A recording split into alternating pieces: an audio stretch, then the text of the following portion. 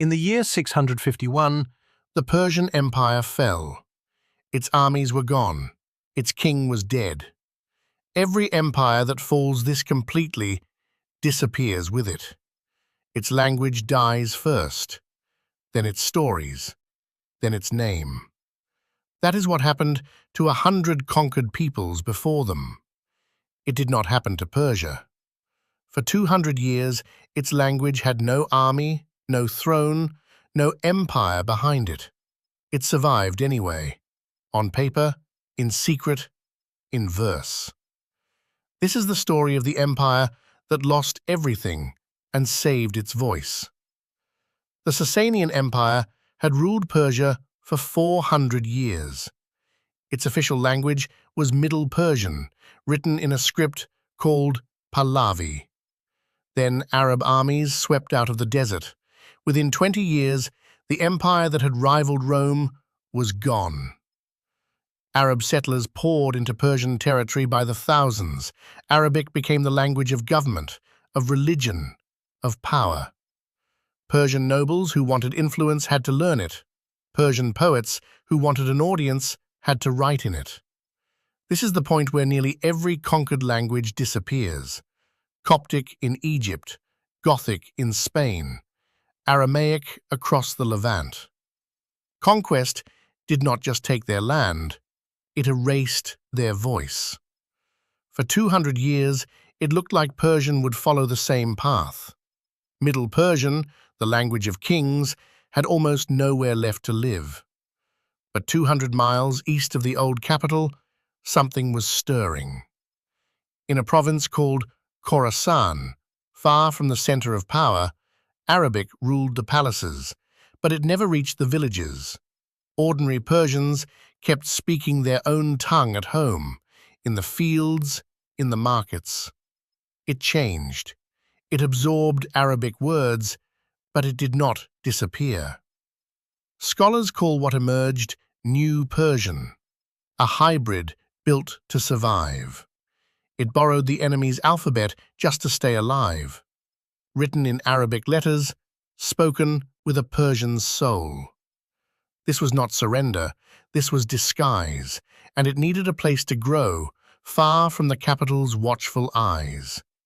That place was Khorasan, and the family who ruled it were the Samanids. They were Muslim.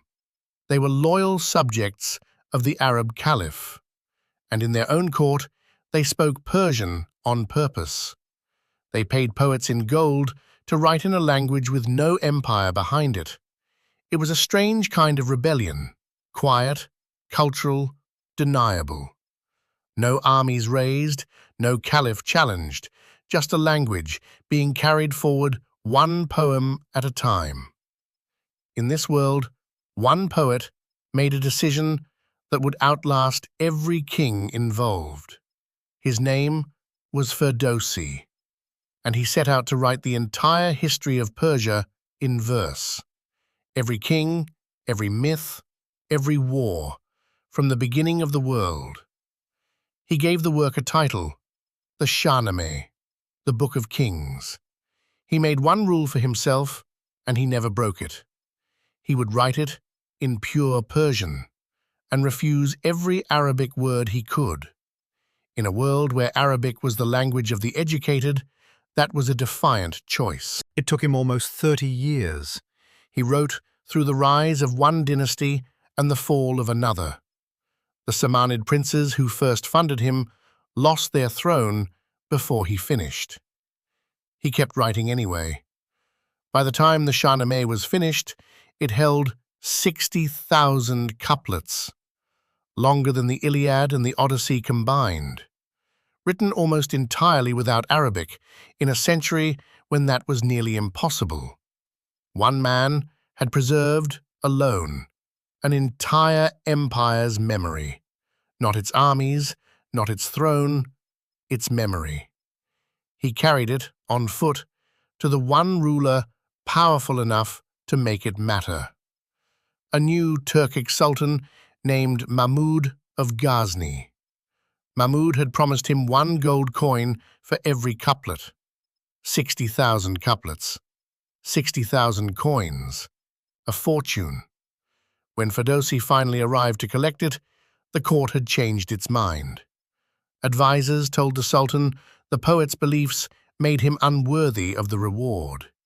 Instead of gold, he was offered a small sack of silver, a fraction of what an entire empire's memory was worth.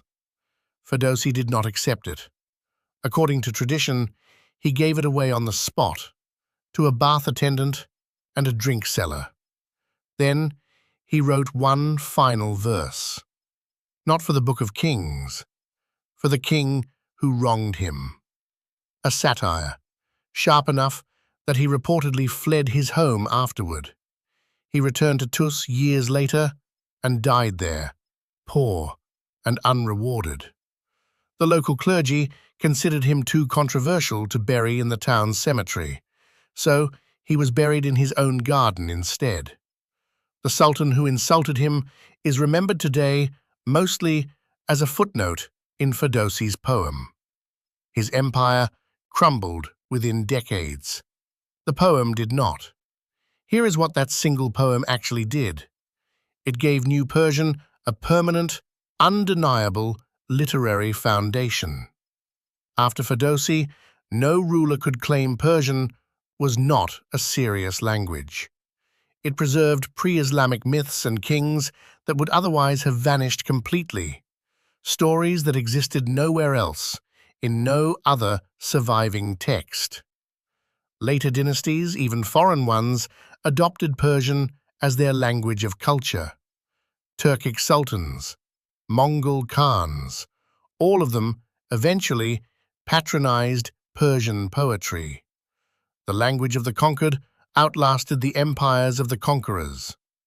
Today, more than 1,000 years later, Iranians still read the Shahnameh, not in a classroom, at family gatherings, in tea houses, during celebrations. Its phrases are woven into everyday Persian speech without people even noticing. A modern Iranian can still read Ferdowsi's original words and understand them. 1,000 years is a strange kind of victory. But it is a victory, and one man built it with nothing but ink. So why did Persia risk everything to save a language? Because they understood something most conquered peoples never get the chance to learn. An empire can be beaten in battle. A throne can be emptied in an afternoon. But a language, if enough people keep speaking it, cannot be conquered by any army. It has to be replaced word by word, generation by generation. And Persia never stopped speaking, not even for a single generation. Every poet who wrote in secret, every prince who paid for verses no empire required, every villager who simply kept talking to their children in the old tongue. That is how you save a civilization after its empire is already gone. Not with an army, with a sentence, spoken one more time.